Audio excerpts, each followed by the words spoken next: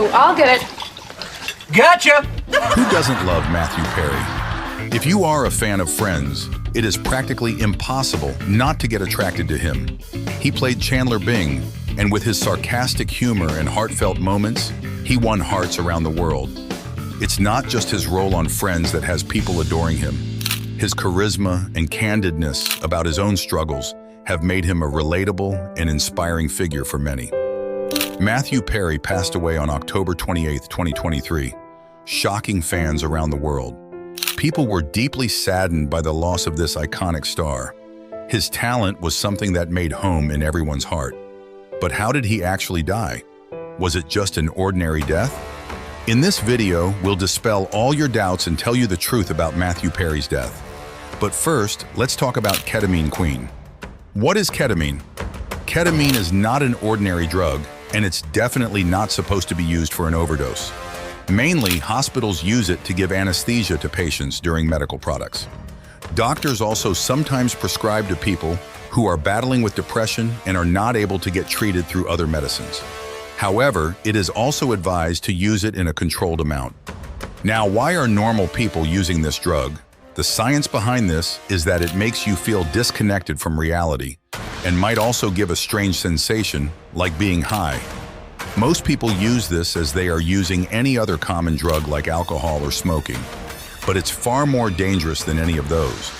Using this might make them feel free from stress for a while, but an overdose can cause death. You must wonder how this connects with Matthew Perry's death. Let's break it down. The glamorous world of Hollywood comes with a price, and that price is not money, but stress. To escape the world and competition, multiple celebrities use these drugs. We have seen multiple cases related to overdosing. Matthew was one of the biggest stars dealing with something similar. He was found dead in a hot tub at his Los Angeles house. At first, the cause of death was said to be his heart problems, but it was also suspected that it was due to his perception of drug use. As we talked about, the patient who uses this drug should always be monitored by his doctor because it can cause alarming effects. Matthew's struggles with addiction have been well known and publicly discussed. He was dealing with health issues, and these drugs made it even worse, causing his tragic death. The investigations have found that Perry was using these ketamine shots, and just 5 days before his death, he was injected with 27 shots, which cost almost $50,000. Now, who was behind all this? Was it just Ketamine Queen? Recent news around this case has informed that there are 5 defendants accused of his death. The defense includes his personal assistant, 2 doctors, and Jasveen Sanghan, aka Ketamine Queen. U.S. attorney Martin Estrada told the press, "Who is Ketamine Queen?" The official Ketamine Queen is a name that has been circulating on the internet recently, around 10 months after Matthew Perry's death. Ketamine Queen, aka Jasveen Sangha, is an American-British dual national and also an alleged drug dealer. If you look at her social media, you will see her surrounded by luxury. But does that luxury come from drug dealing? And if so, how is she being blamed for Matthew Perry's death? Jasveen got the title of Ketamine Queen because of her ketamine drug dealing. Now, before we get into more details, first, let's understand how it caused Matthew Perry's death. Matthew Perry was being treated for anxiety and depression through ketamine, but his addiction went out of his control. Federal prosecutors say that Matthew Perry got ketamine from a dishonest doctor who knew about his addiction. Dr. Salvador Placentia taught Perry's assistant, Kenneth Iwamasa, how to give him the drug and sell it to them at very high prices. When it got too expensive, Perry and Iwamasa started buying ketamine from street dealers, including Jasveen Sangha, who was known as the Ketamine Queen. But this was not the only time Ketamine Queen's drug supply killed some. Back in 2019, a man known as Cody McClay died due to an overdose of carotene.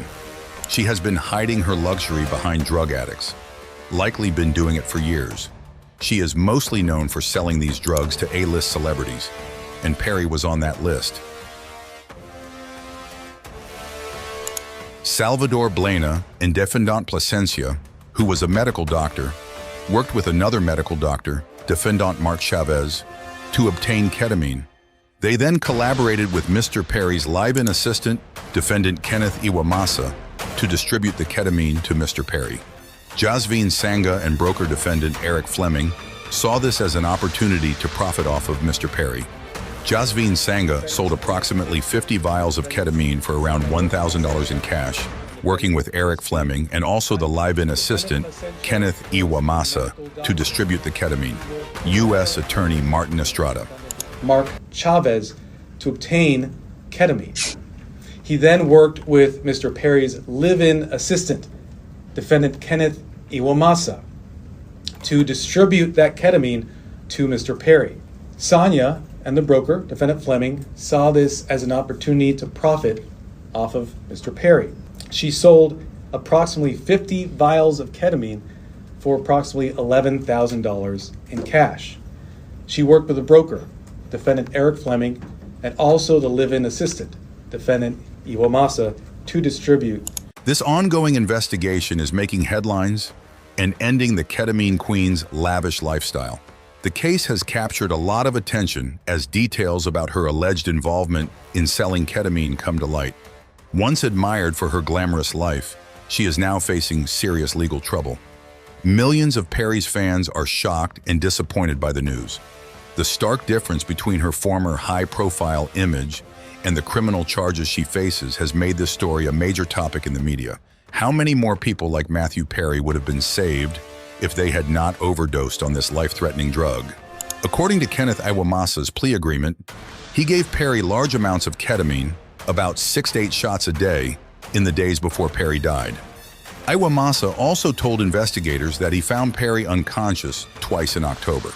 On the day Perry died, Iwamasa asked for a ketamine injection at around 8:30 a.m. and again at about 12:45 p.m. Generally, a typical dose for anesthesia ranges from 1 to 2 milligrams per kilogram of body weight, but 6 to 8 shorts a day, doesn't it sound a lot? Ketamine Queen supplied 50 vials of the drug, and right after she heard about the death of Matthew Perry, she immediately texted her co-conspirator, Eric Fleming. She wrote, "Deleted all our messages," and "I wouldn't do it if there wasn't a chance of making some money for doing it." These 5 people involved in Matthew Perry's ketamine-induced death have been arrested in this drug scandal, including the Ketamine Queen. The Medical Board of California is reviewing the medical license of one of the doctors involved, Dr. Mark Chavez. However, the other doctor involved in this case, Dr. Salvador Plasencia, is still practicing his medical license. Both of these doctors were involved in Matthew Perry's death for giving instructions to his assistant on inserting the drug. As far as Ms. Sangha, aka Ketamine Queen, is concerned, she is now facing 9 charges. These include conspiracy to distribute ketamine and the distribution of ketamine that led to Perry's death. On Thursday, she pleaded not guilty to all the charges. Right after Perry's death was announced, she posted pictures online showing her lavish lifestyle, including parties and trips to Japan and Mexico. Just a couple of days ago, when the arrest warrants for her were issued, she had been seen dyeing her hair color to purple. This situation shows that drug dealers don't care about people's lives and only want to make money. Actions like this reveal that they have a serious lack of concern for others, driven only by their desire for profit. Matthew Perry battled depression and stress for a significant part of his life. Throughout his career, he spoke openly about his struggles and offered heartfelt advice to others, encouraging them never to give up their fight against depression. His message was one of hope and perseverance. It is profoundly tragic and disheartening that despite his personal battles and efforts to help others, his life was exploited in such a cruel manner, purely for financial gain. As the investigation into his death continues, everyone is eagerly awaiting justice. There is a strong desire for all those involved, especially the so-called Ketamine Queen, to be held accountable for their role in taking Mr. Perry's life. What do you think about this case? Do you believe Matthew Perry will get the justice he deserves, or these involved people would be set free to destroy even more lives? Let us know your thoughts in the comment section below. See you in the next video.